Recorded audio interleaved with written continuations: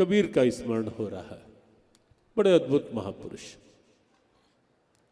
जीवन के अंतिम क्षण थे। ऐहिक यात्रा, लौकिक भौतिक यात्रा पूरी हो रही थी। अचानक नेत्रों से कुछ अश्रु बिंदु निकल आए। कबीर के पुत्र कमाल साथ बैठे थे। उन्होंने पूछ लिया, पिताजी क्या मृत्यु से डर गए आप? कबीर ने कहा, नहीं कमाल, मृत्यु से डरने का प्रश्न कहां। और मैंने तो जीवन काल में मृत्यु की चुनौती को चुनौती दे रखी है, ये कह करके कि जिस मरने से जग डरे, मेरे मन आनंद कब मरी हूं कब पाई हूं पूर्ण परमानंद। कमाल, मैंने जीवन में आनंद, लेकिन मृत्यु में मैंने पहले से ही परमानंद को देख रखा है, और इसलिए मृत्यु से डरने का कोई प्रश्न नहीं है कमाल। तब कमाल ने कहा, पिताजी जब मृत्यु से नहीं डरे तो फिर मृत्यु को निकट आया जानकर आपकी आंखों में ये आंसू क्यों आ गए? तब कबीर की वाणी से एक अद्भुत भाव निकला कि कमाल, मृत्यु के बाद ये निश्चित है कि वैकुंठ तो मिलेगा ही मिलेगा, लेकिन ये सोचकर आंसू निकल आए कि वैकुंठ तो मिल जाएगा, लेकिन वहां ये सत्संग नहीं मिलेगा, संतों का संग नहीं मिलेगा। राम बुलावा भेजिया दियो कबीरा रोए, जो सुख है सत्संग में सो वैकुंठ न होए। यह सोच करके आंसू निकल आए कमाल, और कोई कारण नहीं। लेकिन कमाल भी कमाल के चिंतक थे, कबीर से कम नहीं थे, अद्भुत चिंतक थे कमाल।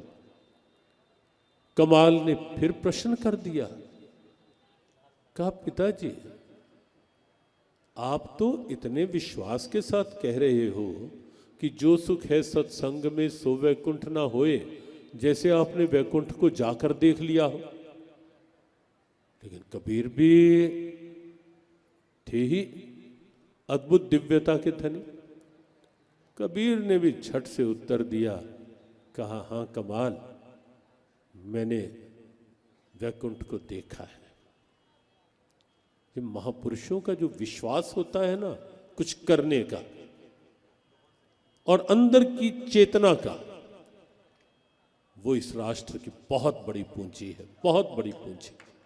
और सत्य ये है कि ये महापुरुष हमारे भी सोए हुए विश्वास को जगाने का ही तो काम करते हैं कि उठो जागो, उत्तिष्ठित जागृत प्राप्य व्रान निबोधन।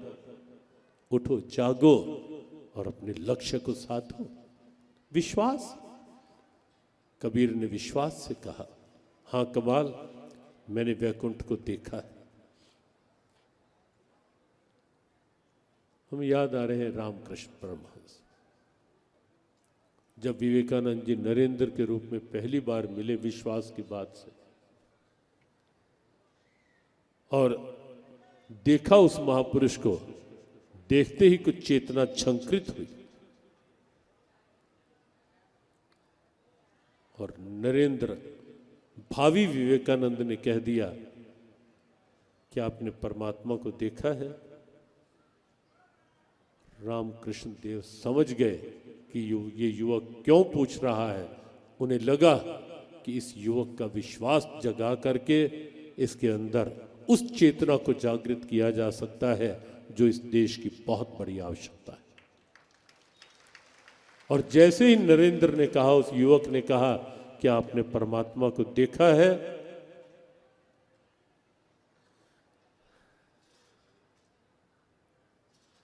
भारत के उस महापुरुष का विश्वास बोल उठता है, हाँ देखा है, ऐसे ही देखा है जैसे तुझे देख रहा हूं। विश्वास,